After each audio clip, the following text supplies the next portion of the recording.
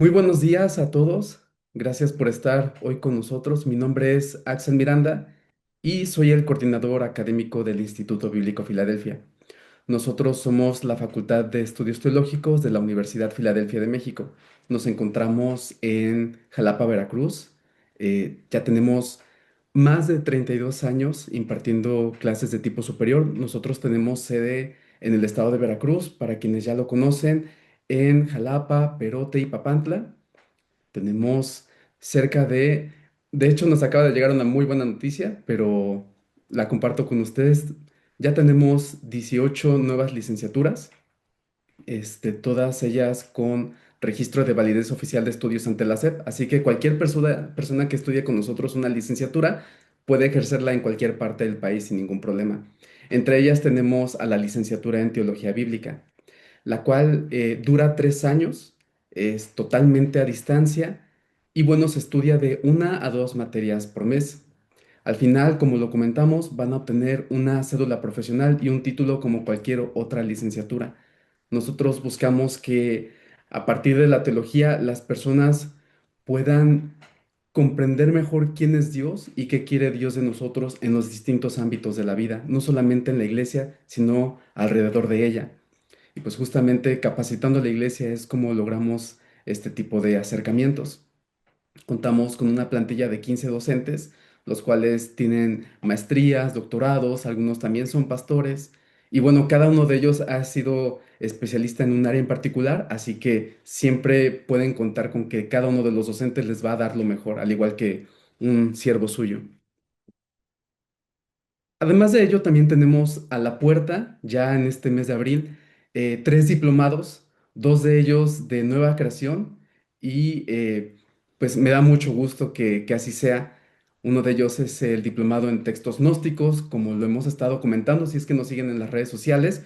eh, Va a durar unas 3 semanas. Ahí dice 13 semanas, perdón, pero son 15, aproximadamente 3 meses. Vamos a tener a dos de nuestros docentes, la maestra Paula Viña y el maestro Iván Noé Argot, con nosotros durante ese tiempo de 9 de la mañana a 12 de la tarde. Insisto, todos los sábados, así que va a estar muy interesante.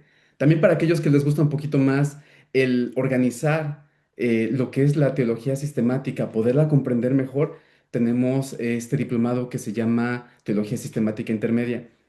¿Por qué le pusimos así? Simplemente porque teníamos que separar tantas teologías sistemáticas que se abordan, ¿no? Entonces simplemente es como parte uno y parte 2. Si no pudiste estar con nosotros en la parte uno, no hay ningún problema. Siempre puedes comenzar con este nuevo diplomado. Y también vamos a tener otro en Antiguo Testamento.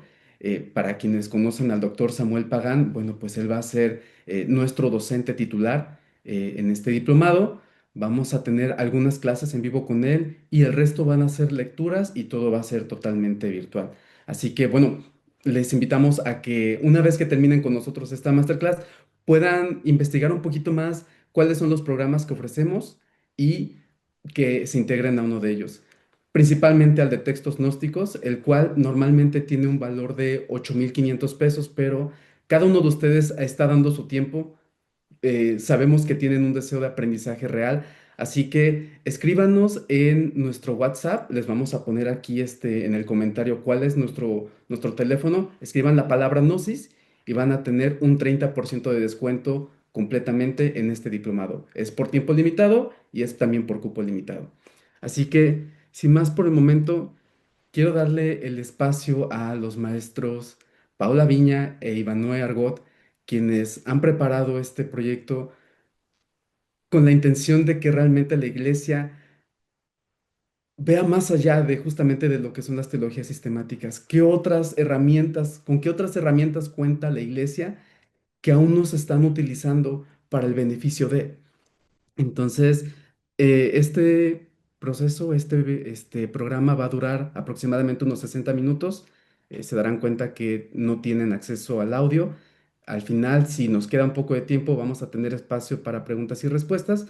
Pero entre tanto, les pedimos que amablemente mantengan sus cámaras encendidas, ya que pues es un respeto que se le merece a nuestros compañeros, a nuestros maestros. Entonces, maestro Ivanoe, me encantaría que por favor la maestra Paola lo presentara. Eh, todo suyo este momento. Dios les bendiga. Muy buenos días a todos. Muchas gracias por acudir al llamado, a la invitación de este tema poco conocido, poco explorado en el ámbito protestante, pero estoy segura que es de gran utilidad en el día a día en la cristiandad.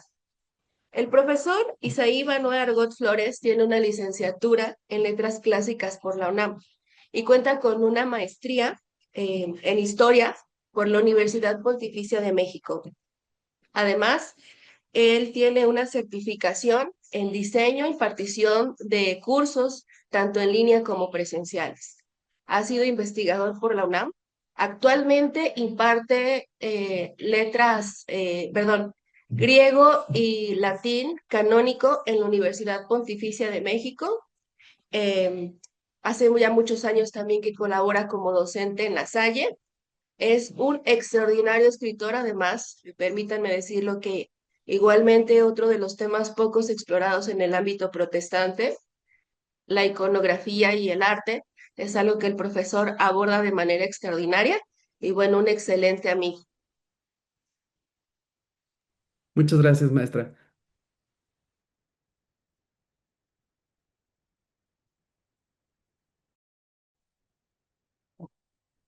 Muy buenos días, mi nombre es Iván Jorge Flores. Bueno, ya me presentó la maestra Paola Naviña, que por cierto, bueno, también me permito presentarla a ella, maestra en Ciencias Bíblicas y Filosofía de la Religión. Actualmente se dedica a impartir clases de teología en distintas corrientes de Latinoamérica y denominaciones de México. Y bueno, actualmente también es colaboradora ferviente del Museo de la Biblia, Maná, de las Sagradas Escrituras. Y pues bueno, también una excelente amiga y profesora. Y pues bueno, vamos a comenzar con esta breve sesión que tenemos para acercarnos un poquito a esta idea del gnosticismo. Cuando nosotros comenzamos a acercarnos a una corriente, ¿no?, de pensamiento como el gnosticismo, que de facto se considera incluso herética, de inmediato tendemos la tendencia a pensar un poco en esta situación de dividirlo entre lo que podría considerarse bueno o malo. Y justamente ahí es donde queremos comenzar nosotros el día de hoy a presentar este curso que hemos planeado para impartir la sesión, con la idea de que el gnosticismo, pues bueno, va más allá del solamente pensar, bueno, pues es un error. Y ok, pero ¿cómo surge un error que tuvo un impacto tan fuerte en la antigüedad? ¿Cómo se llevó a cabo esto? Bueno, resulta, ¿no? Y con eso quiero comenzar vamos a plantear, ¿no?, la idea de qué es, de conceptualizarlo propiamente como, como lo que es el gnosticismo, y bueno, de dónde sale esta palabra o por qué se llama así, o, un segundo, ahí está, no sé si están viendo una pizarra que tiene la palabra gnosticismo. Sí, Sí, ¿verdad? Muchas gracias.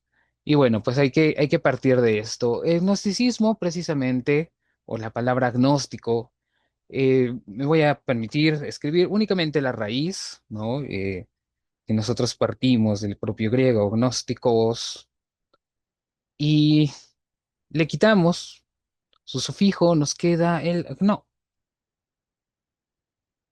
Esa es la palabra griega para gnósticos. Pero ¿qué es gno? Es una forma de conocer. Simplemente eso es lo que significa. El gnosticismo es una corriente de pensamiento que se basa en el conocer, pero no todo conocer, por supuesto. Los gnósticos se planteaban un conocimiento de carácter mistérico, un conocimiento, vamos a decir nosotros, mucho más profundo, más allá de los temas religiosos, y además este conocer, me voy a permitir también especificarlo un poco más, no se queda en la sola idea de conocer, sino de conocer, disculpen ustedes, voy a cambiarlo, ahí está, conocer por experiencia. Necesariamente la gnosis o el conocimiento que plantea el gnosticismo es una experiencia. De aquí que tengamos que nosotros que entender, bueno, y cómo se experimenta o qué es lo que experimentaba el gnóstico. Es muy simple. Adiós. ¿Ok? Y eso no es nada fácil de definir. Cuando nosotros nos planteamos, ok, ¿qué es lo que ellos pensaban o qué es lo que querían entender de Dios?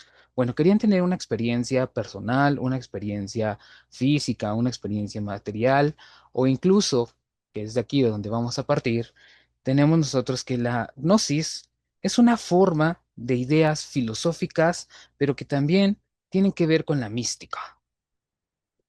La mística como una experiencia material de lo espiritual.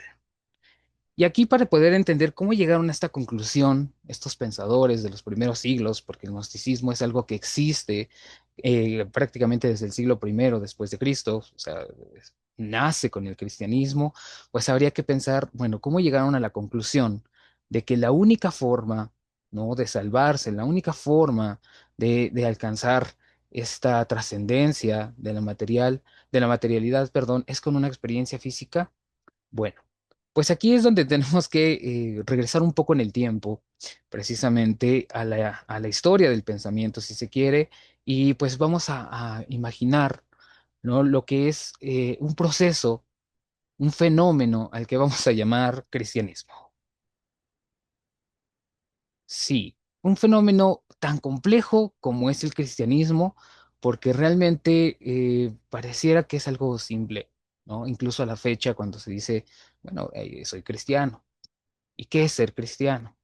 El cristianismo plantea una serie de dificultades bastante insorteables para los primeros siglos, que de hecho son una de las principales causas por las cuales es perseguido, que es, en un primer momento, que de entrada no se sabe si se trata de una religión, una filosofía, una forma de pensamiento, una tradición o qué es.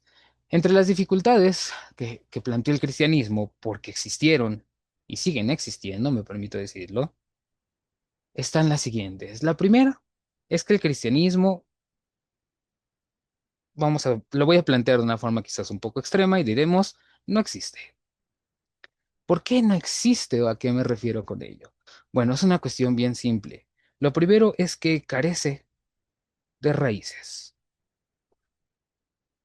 ¿A qué me refiero con esto? Bueno, quizás un extremo, pero los cristianos, hay que recordar, son un grupo de personas de todo tipo, de toda cultura, de toda tradición, quien se acercara. El cristianismo no tiene límites, a eso me refiero con las raíces. Esas raíces que pueden ser territoriales, que pueden ser raíces de sangre, que pueden ser raíces de tradición, que ya existe una tradición. Es más, el cristianismo incluso nace sin, por ejemplo, una guía como un libro, como un texto. ¿Por qué? Porque el cristianismo no tiene su propio libro. Los evangelios se fueron escribiendo mucho después del hecho cristiano y entonces nos vamos a encontrar nosotros con una situación bien compleja. El cristianismo no tiene nada. Y al mismo tiempo, al no tener territorio, al no tener raíz de sangre, al no tener tradición, al no tener historia, se convierte en una cosa terrible para los propios apóstoles. ¿Cómo voy a dar a conocer este pensamiento? ¿Y a quién? Porque hay un mandato muy claro dentro del cristianismo, ¿no? Id por todo el mundo y predicad el evangelio. No obstante, este mandato no está acompañado de otras cosas, como directrices éticas, como directrices de comportamiento, como directrices de tradición, como qué hay que hacer, cómo debo vivir, hacia dónde voy. No, no me dice el Evangelio, tienes que viajar al norte, no, simplemente ir por el mundo. El mundo, entendido de una forma también bastante compleja, desde un concepto que de hecho nos va a guiar también dentro de esta idea, que es el concepto del cosmos. Este mundo, un mundo que debemos entenderlo nosotros como una cosa que va más allá también de de la propia materialidad del planeta Tierra, podríamos decirlo nosotros así, y que entonces es debemos entenderlo como un orden, una creación, una, eh, digamos, una forma, ¿no? de recreación de las cosas divinas, y entonces nos vamos a encontrar con que ese mundo al que tienen que ir los predicadores, pues también es tan complejo como el Evangelio mismo. Entonces nos vamos a encontrar ya con otra nueva dificultad. ¿Cómo voy a predicar? ¿Qué tengo que predicar?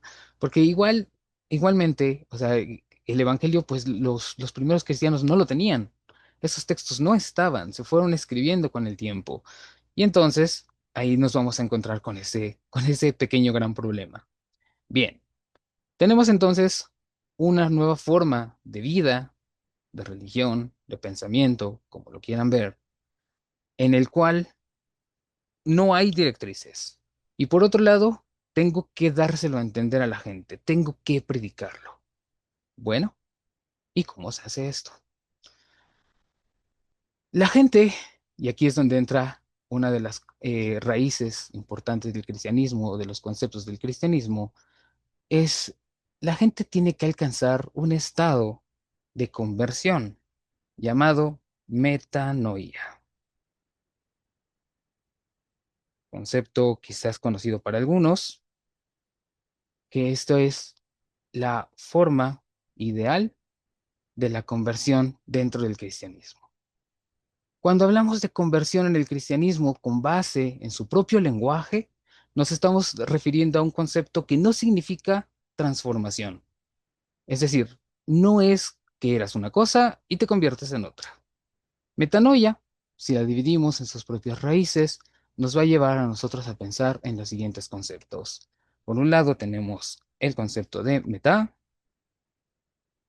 que es un eh, prefijo que significa más allá.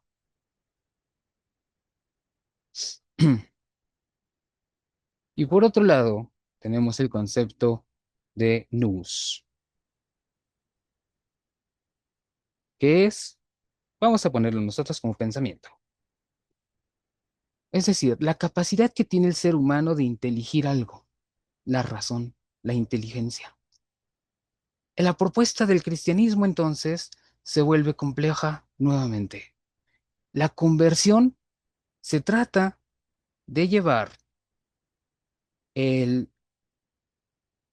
la vida de las personas tal cual existen más allá de lo que ya es.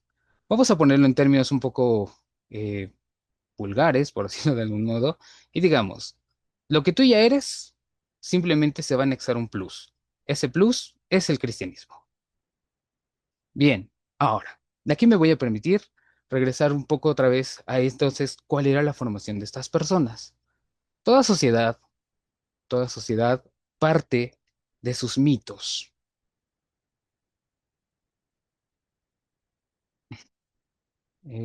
Disculpen ustedes, ahí está, mitos. Cuando nosotros hablamos del mito, nos referimos, a veces pensamos en una mentira, ¿no? Incluso existe la mitomanía como una forma de pensamiento errado. Pero el mito debemos entenderlo nosotros desde el concepto de la época helenística en la cual surgió el cristianismo como una forma de conocimiento transmitido. Es decir, todo el conocimiento que considerábamos necesario de saber, que se transmitía y buscaba una explicación de algo. Por ejemplo, decir, ok, pues es que la Tierra fue creada por un gigante, la Tierra fue creada en el sueño de un dios, la Tierra fue creada por una criatura, etcétera. Esta idea de la cosmogonía, y luego decir los hombres fueron creados del barro, de la tierra, del agua, del fuego, etcétera, ese es el pensamiento mítico. Y debemos comprender nosotros un punto importante. Como los mitos construyen pensamiento y el pensamiento construye sociedades, y esas sociedades eran las que iban a sufrir este proceso de metanoia, es allí donde tenemos el proceso de evangelización. Y entonces ahora sí podemos aterrizar esta idea. Existen entonces dos cosas importantes. Una sociedad, vamos a llamarla cosmopolita, dentro del Imperio Romano, cuyos ideales eran el helenismo, y por otro lado tenemos esta nueva forma de pensar que es el cristianismo, cuya misión es predicarla. Pero ¿cómo doy a conocer algo que no tiene un lenguaje propio? ¿Cómo doy a conocer algo que no tiene una tradición? ¿Cómo doy a conocer algo que ni siquiera tiene una raíz para darse a conocer? Bueno, en este momento nos vamos a dar cuenta nosotros, por ejemplo, ¿no? Al estudiar, vamos a pensar los textos paulinos, por poner un ejemplo sencillo y bastante conocido, Pablo hace uso de categorías de pensamiento filosófico que no le son propias al judaísmo. Es decir, yo utilizo cosas que tú ya sabes para darte a entender algo nuevo. Y no es un fenómeno extraño, sino que es un fenómeno que incluso el propio Jesús utilizó en las parábolas. Las parábolas que son una forma de dar a conocer un conocimiento profundo a través de algo sumamente conocido y simple. Entonces, esta era la forma en la que se predicaba. La predicación estaba basada en el concepto propio de la metanoia.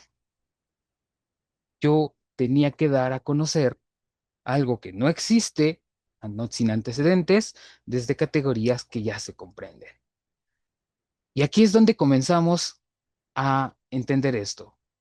Una de las cosas más comunes dentro de la sociedad helenística del Imperio Romano eran los rituales o ritos mistéricos. Los ritos mistéricos basados en mitos,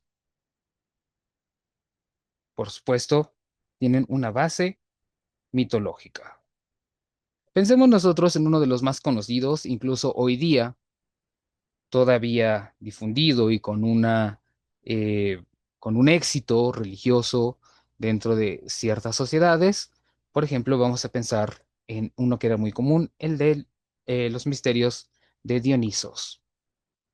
Dionisos, nos cuenta el mito, fue un dios que nació tres veces y tres veces murió. ¿No? Nace primero de una diosa, es descuartizado por los titanes, su corazón es recuperado por Zeus, nace de una mortal, luego esta mortal es fulminada, entonces muere junto con su madre, el bebé es recuperado por Zeus, Zeus lo implanta en su cuerpo y vuelve a nacer para ser un dios, y luego este dios sacrifica su propia vida en favor de los hombres. Nació, murió, nació, murió. Y hay un proceso cíclico que nos habla acerca de la vida humana, con sus sufrimientos, con sus resurrecciones y con sus muertes. Si nosotros pensamos en que la gente estaba comprendiendo a Cristo desde sus propias categorías de pensamiento, no era raro que existieran este tipo de comparaciones. Los ritos mistéricos nos hablaban de la muerte, de la vida y de la resurrección, de ciclos cósmicos. Y entonces, aquí fue donde la gente comenzó a interpretar desde sus propias categorías esta nueva forma de pensar. Por eso podemos relacionar nosotros, ¿no? La idea de el mito con precisamente lo esta gnosis, ya que los ritos mistéricos se van a basar en lo siguiente. Un rito mistérico de base mitológica debe ser comprendido desde la experiencia, es decir, regresamos al concepto de gnosis. Si el misterio de la vida y la muerte, y tan insalvable, ¿no? Se va a dar dentro de este ritual, y luego tú, nuevo predicador, vienes y me dices una cosa que hasta cierto punto se parece mitológicamente, entonces ahí es donde nos vamos a encontrar con que lo gnóstico, ¿no? Esta experiencia mística de la vida, también yo lo puedo aplicar a esta nueva forma de pensar. Y aquí es donde va a cambiar todo. Vamos bien hasta aquí, no sé si gustes, Pau, añadir algo hasta este momento, si andas por allí, o continuamos explicando esta situación del gnosticismo.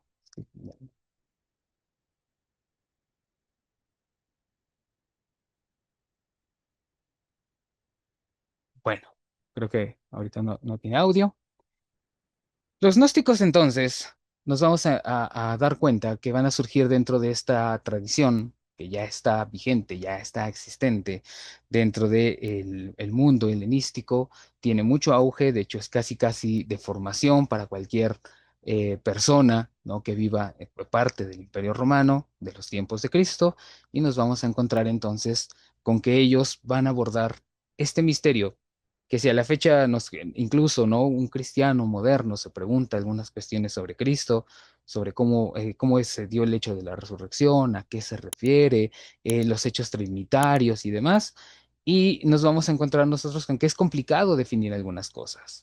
Y entonces, si yo ya tengo esta idea, bueno, pues va a ser mucho más sencillo explicar el cristianismo. Ahora, aquí quiero marcar un punto que es importante. La filosofía. A veces nosotros pensamos que la filosofía es algo exclusivo de los filósofos, pero resulta que no es tanto así. Los conceptos filosóficos no suelen eh, extenderse a lo largo de los pueblos en ciertos momentos concretos. Tan es así que si nosotros echamos un vistazo a nuestro tiempo, podemos observar que hay algunos conceptos filosóficos pues que andan por allí, ¿no? Claro, modernos, ¿no? Por ejemplo, vamos a pensar en el materialismo, Liz, muy vigente hoy día. discúlpame. Ah, no te preocupes. Entonces vamos a pensar que estos conceptos filosóficos están allí, están muy presentes, y lo mismo sucedía en estos tiempos. Y una de las cosas que estaban muy en boga en aquellos tiempos era precisamente Platón. Y por ser más exactos, lo que llamaremos el neoplatonismo. Aquí es donde vamos a encontrar una primera diferencia entre el cristianismo y el gnosticismo que no ha terminado de definirse del todo. Para entender esta situación, hay que recordar que Platón se teoriza respecto a la realidad con un mito. Otra vez regresamos al mito. El mito como fundamento social, el mito como parte importante del tejido humano, va a estar presente en toda esta situación. Incluso hoy día tenemos nuestros mitos modernos. Y este mito de Platón, que estaba tan en boga en las élites intelectuales y por lo tanto se transmitía, era el llamado mito de la caverna. Porque este mito de la caverna define la realidad. El mito de la caverna nos explica, yo creo que quizás algunos de ustedes ya lo conozcan, y si no, lo voy a explicar rápidamente. El mito de la caverna nos dice a nosotros que existen dos realidades, una realidad auténtica y una realidad inauténtica, falsa. La realidad auténtica se encuentra en el mundo de las ideas.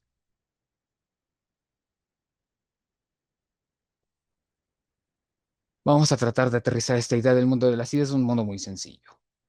Supongamos la palabra silla.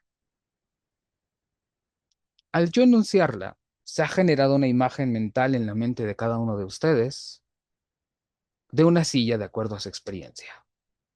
Quizás tenga respaldo, alto, bajo, sea de madera, de plástico, de metal, no lo sé. La experiencia de cada uno define esa silla. Y esa silla puede llevarse, digamos, a la realidad material, puede materializarse. Y entonces aquí vamos a tener nuestro segundo mundo, la materia. Pero la materia es únicamente un resultado imperfecto de la idea que se ha planteado, porque no puede ser igual. Y entonces, con estas ideas, el neoplatonismo se va a poner como una de las formas de entender al cristianismo. Hay un mundo real, divinizado, espiritual, y hay un mundo material que es no divino y alejado del espíritu.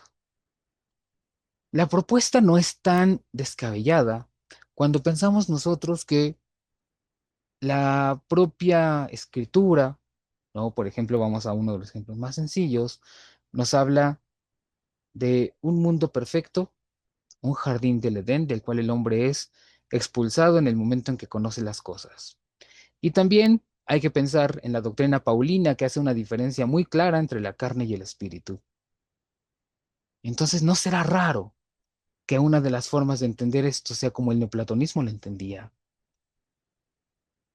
Hay una diferencia, hay una dicotomía entre la realidad auténtica y la realidad inauténtica. La realidad inauténtica en la cual nosotros vivimos, que trata de simular a la realidad auténtica. Y eso explica también que justo he tocado el tema clave, podamos hablar nosotros de dicotomía. La dicotomía, la división en dos partes de todo el cosmos, tiene que ver con estas ideas neoplatónicas. Existe el mal y existe el bien.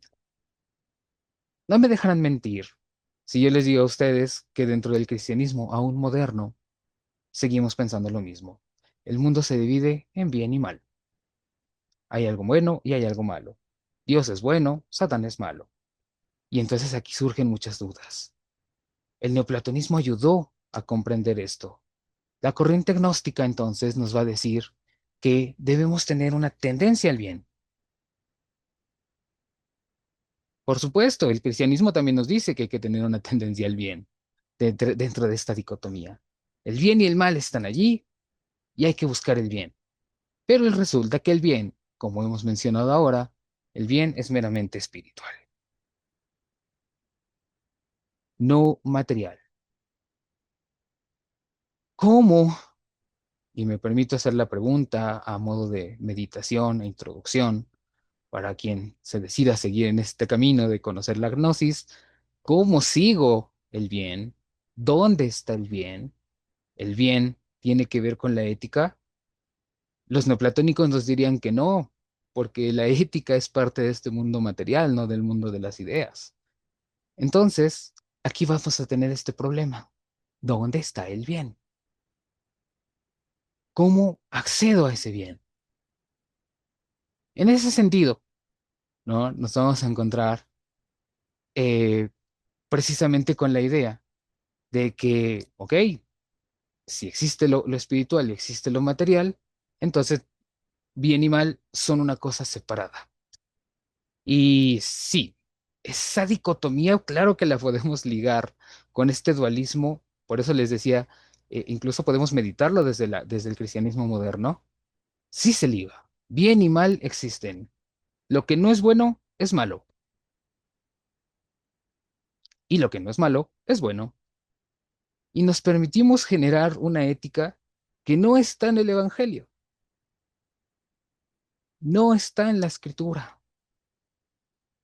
Digo, sí, también continuando con este camino más adelante, nos vamos a encontrar con esa situación de en qué momento se dio la división entre Antiguo y Nuevo Testamento, porque el Antiguo Testamento sí tiene normas éticas muy claras, pero el Nuevo Testamento, el Evangelio, no. La tradición paulina sí, pero ahí es donde hay que ver, ok, cómo sucedió esta dicotomía que hasta la fecha seguimos teniendo y nos sigue conflictuando como cristianos, nos sigue conflictuando como iglesia. Entonces, esta tendencia entre bien y mal, esta dicotomía, pues precisamente va a ser la base de una experiencia espiritual, de una gnosis. Le podemos poner esta experiencia y entonces ya tenemos lo gnóstico, aquello que se experimenta y experimentamos en el espíritu. En ese sentido, mm, nos vamos a encontrar nosotros con la idea, ¿no? De que lo gnóstico, entonces, nos plantea a nosotros una posibilidad de poder darle sentido a la dicotomía, lo bueno y lo malo.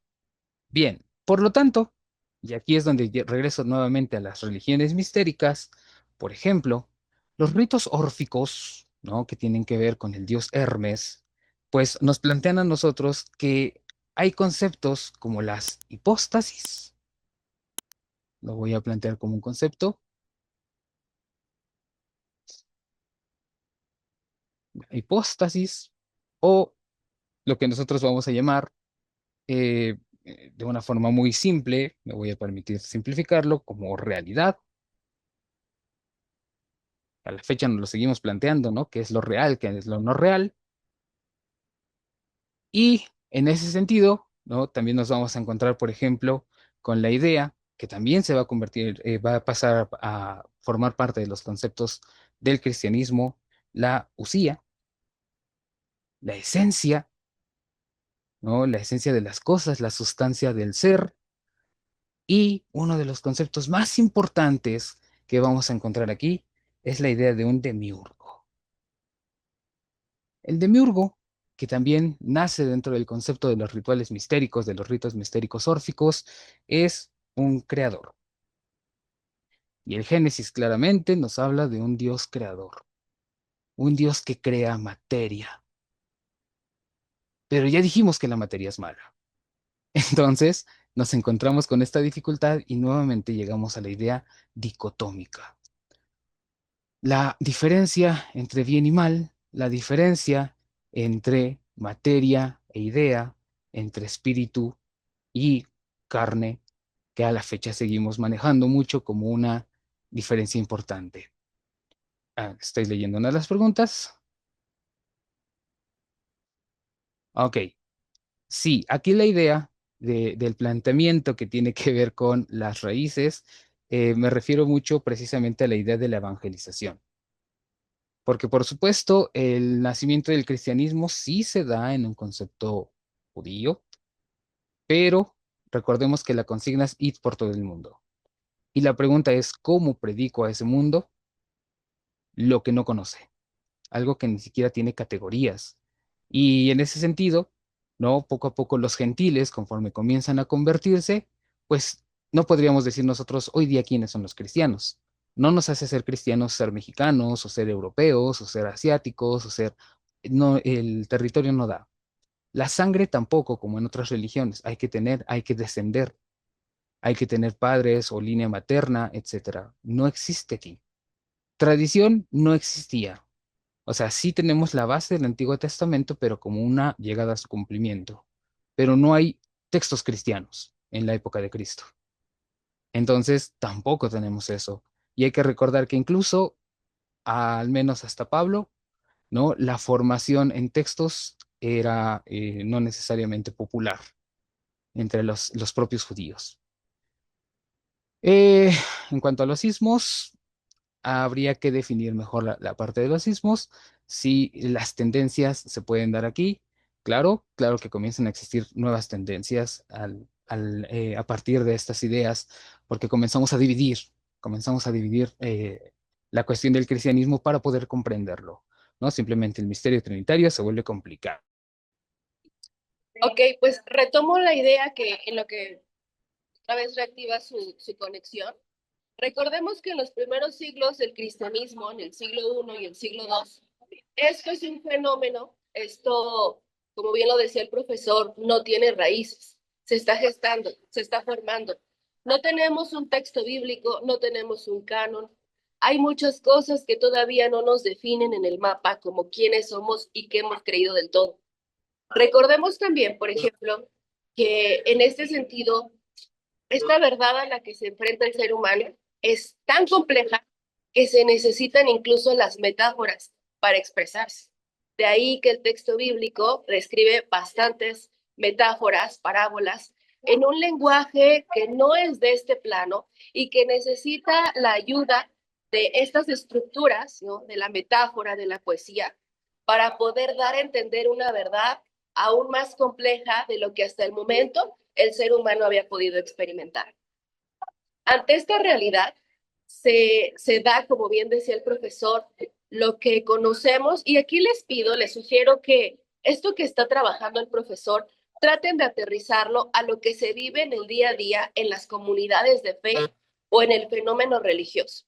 O sea, esto que está diciendo el profesor, ¿cómo lo puedo yo conectar con mi cristianismo? Observemos, por ejemplo, las distintas corrientes, sobre todo aquellas que se desprenden del pentecostalismo, por ejemplo, estas corrientes en donde ya se da un dualismo, ¿no? En donde esta verdad es tan grande, y aquí hay un punto importante que esperemos que nos dé tiempo de tocar, Generalmente los errores, generalmente las malas doctrinas no se dan por malas intenciones.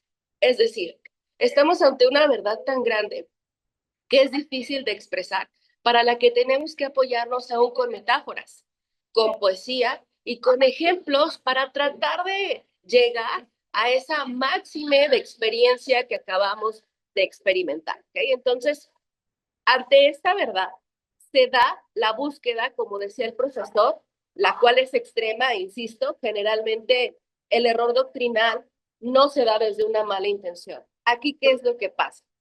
En el afán de tener la línea trazada, se da lo que conocemos como el dualismo. El gnosticismo está caracterizado por el dualismo. ¿Qué es esto? Separar la materia del espíritu.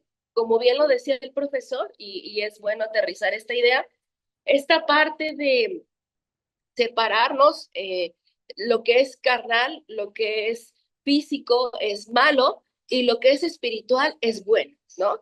Pero ¿qué es lo espiritual y qué es lo carnal, ¿no? En este sentido, insisto, hagamos el ejercicio de aterrizarlo a las comunidades de fe en general. ¿Qué es lo que normalmente se ha enseñado en el mundo evangélico? Romantizar el dolor, romantizar el sufrimiento, del lado católico, apostólico, romano, ¿no? Las peregrinaciones, las flagelaciones, y así nos vamos por el mundo a lo largo de la historia con viendo el fenómeno religioso, que perdón, este dualismo nos hace tener un rechazo a la carne, nos hace tener un rechazo a la materia e inclinarnos por el espíritu, ¿sí? Insisto, ayunos prolongados, flagelación de la carne, romantizar el sufrimiento corporal como parte de la experiencia mística para llegar a conocer a Dios. Yo creo que eso es algo que seguimos viendo hasta el día de hoy en el fenómeno religioso, insisto, a nivel global. Pero es bueno identificarlo porque incluso muchos de ustedes, si pertenecen a una comunidad de fe, se darán cuenta que hay gente ya mayor que hace este tipo de comentarios, ¿no? De la separación de la materia y del espíritu y hacen hincapié en impulsar el crecimiento espiritual, rechazando toda materia, ¿no? Incluso esto ya empieza a volverse algo sectario, ¿no? Esto ya empieza a diluir un concepto también muy importante que encontramos en el Nuevo Testamento, que sería la gracia. Pero creo que ya está el profe por acá. Profe, adelante. Ok, muchas gracias, Pau.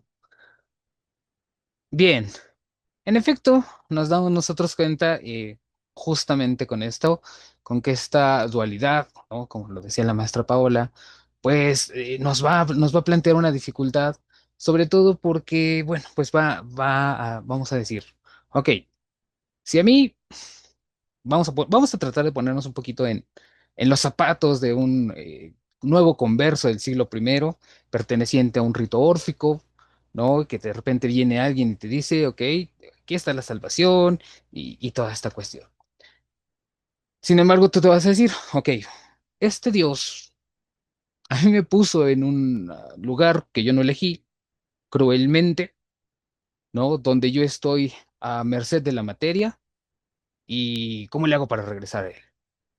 Estas dudas, ¿no? Por supuesto que se vuelven dudas existenciales, dudas religiosas, dudas de cualquier tipo, y que nosotros podemos tener hoy día, ¿no? Sigue siendo el gran problema, y incluso pensemos en muchas de estas personas que seguro conocemos a varias, ¿no? Que de repente están en el camino y dicen, ya no sigo porque yo necesitaba esto y Dios no me respondió. Dios es cruel. Dios me arrojó a un mundo cruel y no responde. Y yo me esfuerzo y oro y no responde. Esa era la realidad que tenía en el siglo primero. Y además de esto, tenemos nosotros otra situación bien importante. Nos dice a nosotros el Evangelio que el verbo se hizo carne. Y entonces viene la contradicción absoluta. Si el verbo se hizo carne, si Dios se hizo carne, entonces Dios se hizo inauténtico. Esta pregunta se vuelve compleja otra vez. Ya no solo tenemos el problema con Dios, Ya no solo tenemos el problema con el mundo material, ya no solo tenemos el problema con la experiencia de vida del cristiano, sino ahora con el propio Cristo. Y déjenme les digo, por ejemplo, una experiencia que a mí me contaron, que me parece sumamente interesante con esta situación con Cristo. Alguna vez a un teólogo le preguntó a un niño, si Cristo murió y resucitó, ¿era un zombie?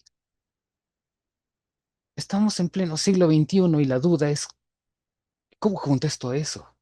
Ahora imagínense a Pablo llegando a Atenas, a una escuela de filosofía, donde tú llegas y le dices a la gente, ah, sí, vino Cristo, se murió y resucitó. ¿Cómo me lo pruebas? Y aparte el neoplatonismo a mí me dice que si tu Dios se hizo carne no es Dios. Entonces nos vamos a encontrar con que dentro del gnosticismo existen estas dificultades.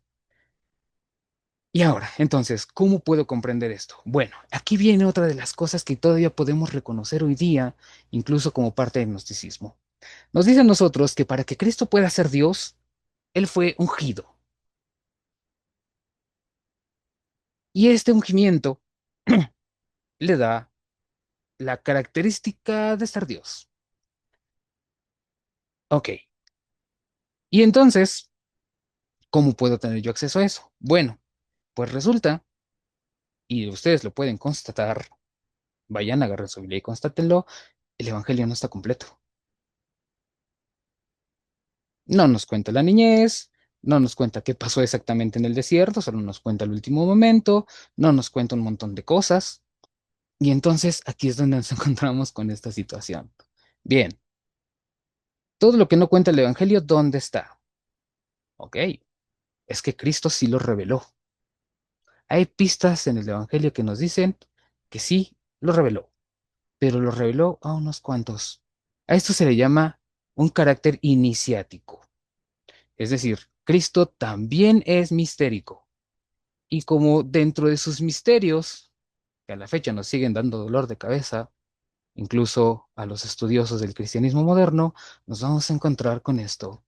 Si hay una revelación oculta,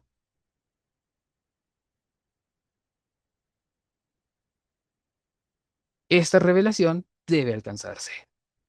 Y la revelación solamente puede ser alcanzada por el conocimiento, gnosis. El ungimiento es solamente para aquellos que se han iniciado. Hay rituales especiales, hay testigos, incluso el Evangelio nos dice, no se llevó a todos sus discípulos cuando se dejó ver a sí mismo en su naturaleza, sino a unos cuantos. Y entonces la gente dice, ah, claro, solo a los iniciados. ¿Cómo lo haría Hermes? Por supuesto. Entonces, aquí nos vamos a encontrar con esto. La revelación oculta va a derivar en la idea de una iniciación ritual.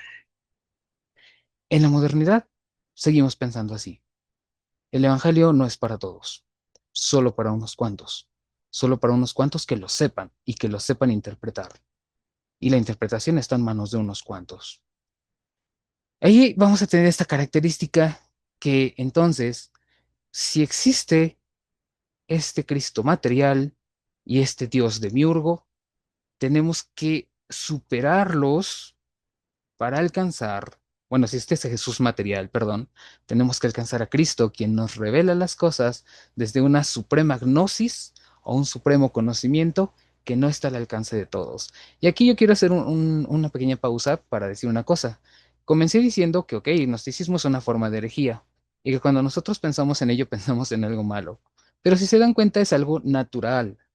Si el Evangelio no me cuenta todo, alguien me lo tiene que contar. Y hubo gente que se dedicó a contarlo sin ninguna mala intención. Y claro, eso derivó en herejías.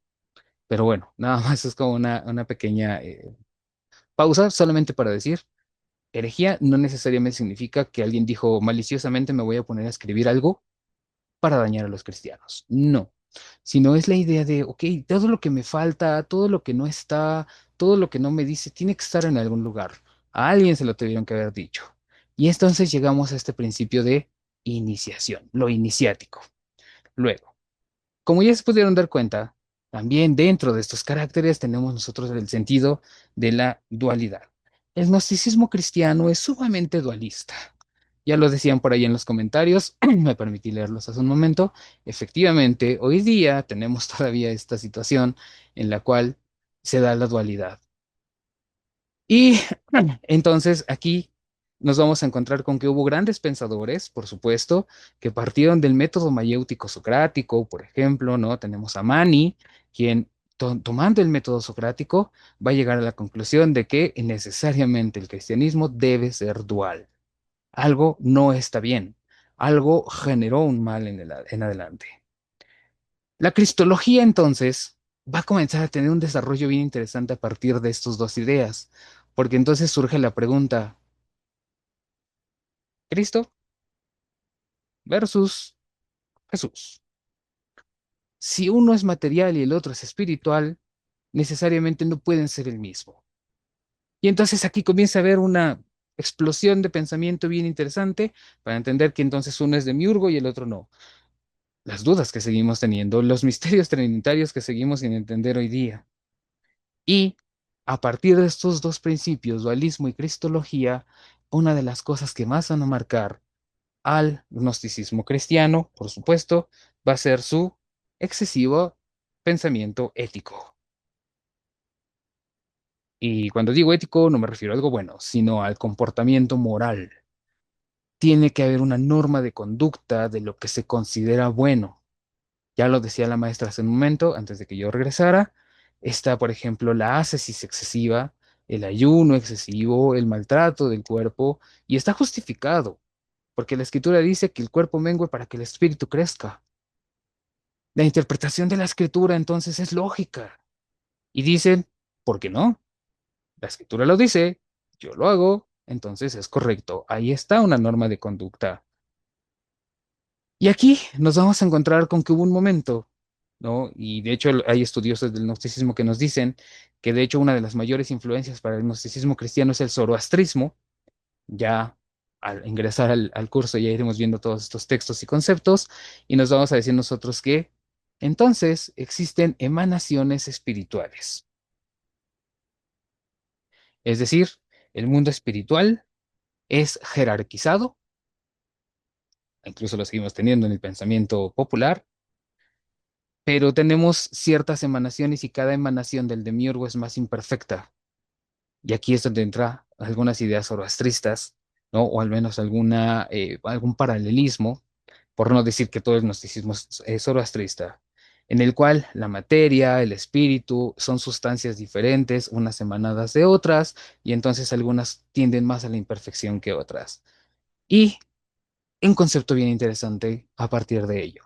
El cuerpo y toda materialidad es una cárcel de la que hay que escapar. Todos estos conceptos mitológicos y filosóficos, pues bueno, van a tener esta idea o estos conceptos de la gnosis, que como se pueden dar cuenta, no es una cosa que surgió de la nada o que surgió del cristianismo, sino de la intentona de un pueblo que tenía una tradición propia, que al momento de sufrir su conversión, y ya hablaremos un poco más a profundidad dentro del diplomado de estos fenómenos que siguen existiendo hoy día, pues trató de adaptar lo que sabía a esta nueva forma de pensar que carecía de eso y entonces derivó en lo que llamaríamos hoy día un error. No sé, maestra Paola, si guste agregar alguna otra cosa antes de comenzar a cerrar la sesión y pasar a las preguntas. Ok. Me encantaría agregar más, pero veo que vamos sobre el tiempo. Solamente quiero precisar algo para que no haya malentendidos. Al decir nosotros que no está, digamos, el mapa completo, no estamos para nada apuntando a una idea ya se popularizó en Latinoamérica, pasando por Estados Unidos, por algún predicadorcillo famoso, que pues no tenemos el evangelio completo, ¿no? Que Latinoamérica no ha conocido el evangelio. Por supuesto que no, solo quiero precisar eso porque recuerdo que en su momento hablaba precisamente de esto, de que al no tener el mapa completo y no contar con estos huecos históricos, sobre todo lo que mencionas de la vida de Jesús, pues no estamos para nada enseñando una idea de que no hayamos conocido el Evangelio o de que estemos alejados de esta verdad, ¿no? Solo quiero precisar eso, profe, porque bueno, en el ámbito protestante esto fue muy sonado, quizá no está relacionado porque lo tuyo es formar doctores en teología académicos, pero quiero precisarlo para que no vaya a haber algún tipo de malentendido, ¿no? No estamos para nada enseñando que no hemos conocido el Evangelio o que no esté el Evangelio completo para llevarnos a Cristo y a la salvación. Bueno, yo lo que hago referencia es que el Evangelio, en efecto, es Evangelio y no una biografía. En ese sentido es donde había que puntualizar, quizás, nada más para conceptualizar la idea, ¿no? No se trata de una biografía, sino que el Evangelio es incluso un género literario nuevo, si lo queremos ver desde el aspecto meramente técnico, una cosa sin precedentes, porque el Evangelio, en efecto, es eso, una buena nueva. Y la buena nueva es específica, ¿no? No es toda la biografía de Jesús, y es lo que me refería cuando dije, hubo gente que intentó completar huecos que no tenían por qué estar allí. Entonces, bueno, en ese sentido, sí, gracias por la precisión, maestra. Nada más para que no vaya a haber alguna situación de decir, es que sí, no hay que confundir una biografía, porque eso es otra situación completamente diferente. Muy bien. Eh, no sé si quieran pasar alguna pregunta. Digo, ya he ido respondiendo algunas de las que han puesto en el chat y creo que había algunas otras por allí. Gracias, maestro. Sí, de hecho tenemos por aquí algunas preguntas, por ejemplo, algunos tips para poder identificar rápidamente en un discurso y o acciones, un pensamiento gnóstico. Muy bien. Uno de los tips más importantes es el conocimiento solo es de unos cuantos, ¿no? Por ejemplo, Ujú. vamos a decir, yo les digo, yo, el profesor tal, Dios me reveló tal cosa. Segundo, la dualidad. La dualidad donde decimos o todo es absolutamente bueno o todo es absolutamente malo. Que ahí tenemos otro tip importante en ese sentido, por eso les planteo allí la idea. Y la otra, aunque no me atreveré a decir que es absolutamente como un tip gnóstico específicamente, el exceso de cuestiones en cuestiones éticas, ¿no? De decir, tal comportamiento es absolutamente malo. O sea, tenemos el lado espiritual y también el lado ético, ¿no? De decir, si tú utilizas cables rojos, es absolutamente malo. Allí nos encontramos con otro, digamos, tip, ¿no? Que es una dualidad excesiva. Gracias, maestro. Hay otra pregunta, dice, ¿la Biblia menciona algún caso como el que se va a tratar en la sesión? Bueno, eh, me gusta decir la situación de que la introducción al Evangelio de Juan es clara. Juan ya enfrentó a este pensamiento desde el inicio. Ya nos dice que hay quien cree que ese verbo no es el verbo, y entonces ahí nos vamos a dar cuenta que los propios evangelistas ya enfrentaban estas situaciones. Pablo es otro caso importante cuando tiene que aclarar, que por eso es la situación que les decía, esta división entre el cuerpo y el espíritu es algo que le costó mucho trabajo y que a la fecha incluso sigue siendo muy mal interpretado en ese sentido de decir, pues es que era un dualista. Perfecto, maestro. Una pregunta en el chat es la siguiente. ¿Es válido el pensamiento o idea de que el periodo patrístico sirvió como el puente, por así decirlo, entre ese cristianismo inicial y el pensamiento filosófico helénico para ajustar el mensaje evangélico? Ok, sí, de hecho la palabra pontífice es su significado, ¿no? El creador de puentes. La idea del periodo patrístico es compleja, hay que ver todos sus matices, todos sus momentos, y nos vamos a encontrar con que, por ejemplo, desde la parte apologética, que fue el enfrentar tal cual al mundo helenístico, o sea, es como si ahorita dijéramos nosotros, yo voy a ir a evangelizar, qué sé yo, Corea del Norte, ¿no? Y ahí tienen un pensamiento muy bien fundamentado. Y de hecho, el caso existió. China no terminó de ser evangelizado porque ellos tenían un pensamiento filosófico muy concreto y muy completo. Entonces, no coincidieron cosas y pasaron este tipo de situaciones, ¿no? Entonces, sí, el periodo patrístico fue el que se encargó de pasar a todo el occidente y el oriente las ideas de los evangelistas de forma que se comprendieran bien, o digamos lo mejor que se pudo. Sí, es un puente que teje el pensamiento cristiano evangélico, bueno, el evangelio, para crear lo que llamamos hoy día doctrina. Muchas gracias, maestro. No sé si, eh, bueno, ahorita ya no hay más preguntas. Sí, en efecto, no basta el tiempo. Esta pequeña clase es para que pueda hacer una introducción justamente a lo que viene, que es el diplomado en textos gnósticos. Les recordamos que iniciamos el 11 de abril. Entonces, si degustaron esta clase, recuerden que no solamente va a ser en este momento, ustedes van a tener 3 horas cada sábado con los maestros Isaí Argot y la maestra Paula Viña con nosotros. Maestra Paula, ¿le gustaría agregar algo más? Solo mira, se quedó aquí en el chat la pregunta, ¿hay alguna traducción bíblica con tendencia gnóstica? Sí, totalmente. Yo diría que las judaizantes, que son las que más podríamos tener a la mano, precisamente la traducción tiene una tendencia al gnosticismo. Y pues nada, Axel, muchas gracias. Gracias por el espacio. Gracias a todos por responder a la invitación. Gracias, profesor Isaí. Un gusto, siempre un placer. Muchas gracias a todos por asistir. Espero que podamos vernos más adelante.